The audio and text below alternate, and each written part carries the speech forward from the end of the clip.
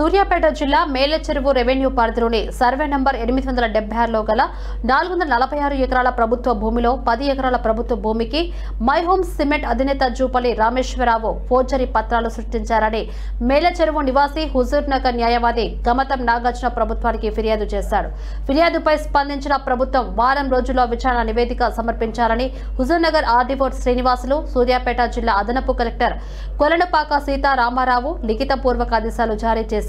ఈ మేరకు విచారణకు ఆదేశించినట్లు ఫిర్యాదుదారుడైన న్యాయవాదికి సమాచారం ఇచ్చినట్లు కమతం నాగార్జున సమావేశం ఏర్పాటు చేసి వివరాలు వెల్లడించారు. ఈ సందర్భంగా నాగార్జున మాట్లాడుతూ మేలచెరువు రెవెన్యూ పరిధిలో 10 ఎకరాల ప్రభుత్వ భూమికి ఫోర్జరీ పత్రాలు సృష్టించి మై హోమ్స్ అధినేత Jupally Rameshwar Rao sale deed document 648/2001 ద్వారా అక్రమ క్రయ విక్రయాలు జరిపారని తెలిపారు. ప్రభుత్వ భూమిని జూపల్లి పేరిట అధికారులు అక్రమంగా ముటేషన్ నిర్వహించారన్నారు.